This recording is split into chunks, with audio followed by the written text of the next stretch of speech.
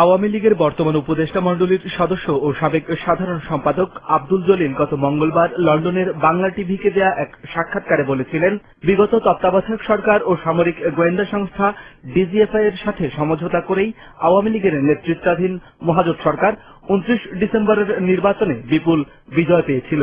যে ক্ষমতার এই বিপুল বিজয় এর পেছনে একটা আন্ডারস্ট্যান্ডিং আছে। উনি বন্দী অবস্থায় আমেরিকা গেলেন না, আস্তে পালায় গেল। 3 দিন পরে আস্তে ঢাকা কে নিয়ে আসো? রেহানা নিয়ে আসো না, নিজেকে আলাপ করে।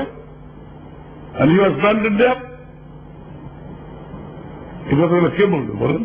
আওয়ামী লীগের বর্ষিয়ান এ নেতা সে সাক্ষাৎকারে বলেন, শুধু তাই নয়, বর্তমান সরকারের 99% মন্ত্রী ও আওয়ামী লীগের কেন্দ্রীয় নেতারা ডিজিএফআই এর সাথে সম্পর্ক রাখছেন।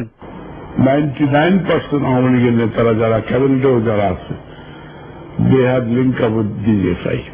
DGFI আমাকেই পারে নাই তাদের নিয়ন্ত্রণে নিতে। এবং আমি অল থ্রু, আপনি আমার 70টা স্টেটমেন্ট গুলো পড়বেন, দেখবেন আমি all through I defended Sheikh Hasina, I stood by her side. এবং তারা উপলব্ধি করেছে যে এই একটা লোক being the secretary of the party যদি এরকম ভোকাল থাকে, তাহলে আমাদের যে goal to remove both the leaders, replacement করে পার্টিকে তারা সাজাবে শব্দটাকে, এটা তাদের জন্য কঠিন হবে।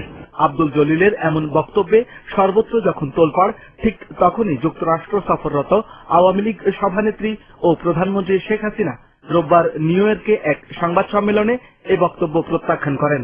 পাল্টা প্রশ্ন ছুড়ে দিয়ে প্রধানমন্ত্রী শেখ হাসিনা বলেন, তাহলে তিনিও কি একইভাবে নির্বাচিত হয়েছিলেন কিনা? উনি কি ইলেকশন জিতেছেন? উনি যদি জিতেছেন, উনি কি মনে করেন যে উনি ওইভাবে জিতেছেন? তো ওইটা যদি উনি মনে করেন যে ওইভাবে জিতেছেন, তাহলে তো তাকে আগে রিজাইন করে তারপর প্রশ্নটা তোলা উচিত ছিল, কারণ সেটা একটা দলে আছে, তাই না? উনি তো বহুদিন থেকে বহু কথাই বলে যাচ্ছে, বলতে দেন না, সেটা নিয়ে আপনাদের এত চিন্তা কিসের? আমার তো কোনো মাথা ব্যথা নাই। সাংবাদিকদের বিভিন্ন প্রশ্নের উত্তরে প্রধানমন্ত্রী শেখ হাসিনা বলেন, বিএনপি জামায়াত জোট সরকারের লুটপাট এবং দুঃশাসনের কারণেই দেশে 1-11 ঘটেছিল।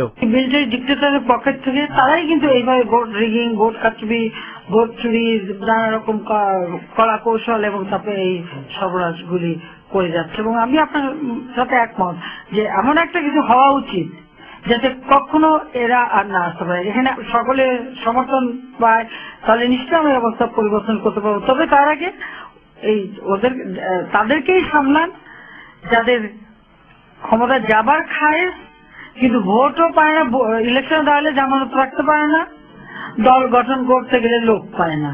আব্দুল জলিলের বিরুদ্ধে দলীয় কোনো ব্যবস্থা নেওয়া হবে কিনা সাংবাদিকদের এমন প্রশ্নের উত্তর দেননি প্রধানমন্ত্রী। Hasan Mahmud, Islamic television.